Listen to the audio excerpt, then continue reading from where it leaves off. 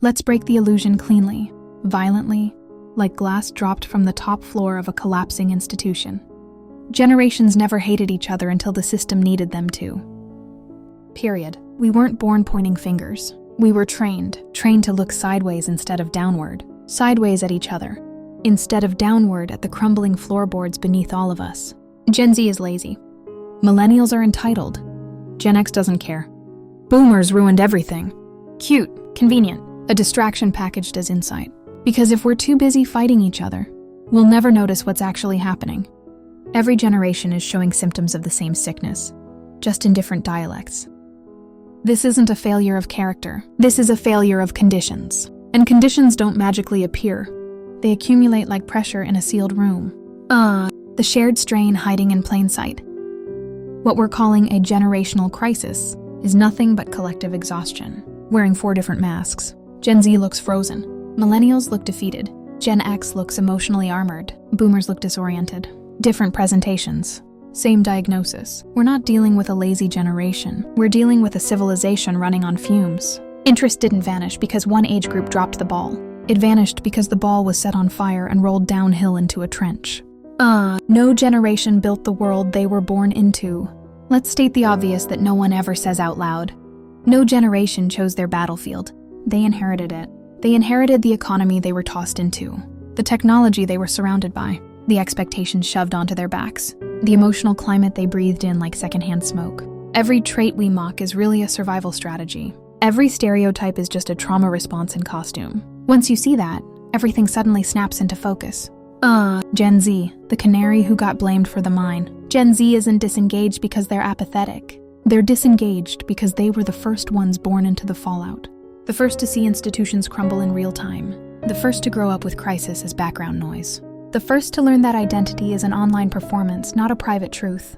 The first to internalize that nothing, not futures, not jobs, not safety, none is guaranteed. Their refusal to commit isn't cowardice, it's self-protection. Their skepticism isn't rebellion, it's pattern recognition. They didn't break the system.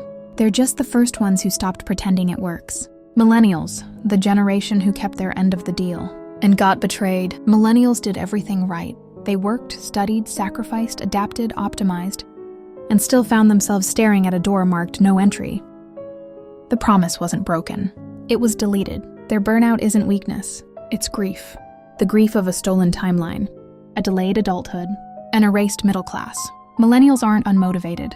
They're mourning. Gen X, the quiet atlas of a broken age. Gen X doesn't scream. They don't rage. They endure. They carry companies on their backs. They keep families running. They straddle the line between aging parents and growing children. They absorb pressure without applause. Their disengagement looks like cynicism, but it's actually pain with the volume turned down. They didn't stop caring. They just stopped expecting anyone to care back. Boomers, the once stable generation displaced by speed. Boomers didn't collapse first. The collapse just arrived latest for them. They grew up in structured worlds, orderly worlds, predictable worlds. Then the ground shifted beneath their feet at warp speed. Their confusion isn't stubbornness, it's disorientation. Their nostalgia isn't delusion, it's grief for a world that dissolved too fast for them to recalibrate. The truth, we are all exhausted in different languages. Gen Z withdraws early, millennials burn out.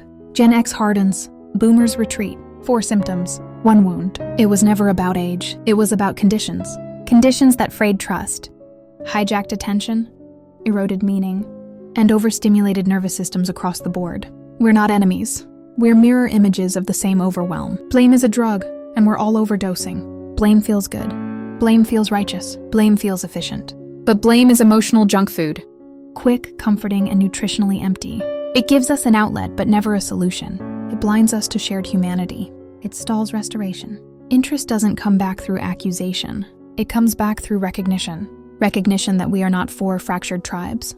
We are one stressed, battered, context-shaped human collective, struggling under different versions of the same pressure. When you see that, the armor cracks. The hostility dissolves. The empathy returns. And empathy is the first step toward agency.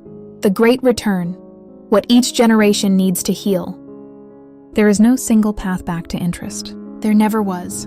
Each generation must recover what it lost. Gen Z needs safety. Psychological, economic, emotional. before commitment can feel real. Millennials need their effort to mean something again. Not as sacrifice, but as investment. Gen X needs support. A world where stoicism is no longer the only survival mode. Boomers need continuity.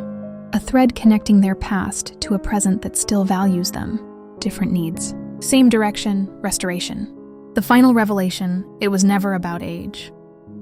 The loss of interest didn't strike one generation. It swept through all of them like a weather pattern. A collective winter. But winters end.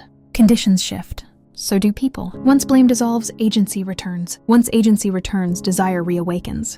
And desire, not pressure, not guilt, not blame, is what resurrects interest. This isn't the end of the story. It's the clearing of the ground. The demolition before the rebuilding. The honesty before the healing. The collapse before the restoration. In the next chapter comes the nutrient every generation was starved of. Agency, the power to choose again.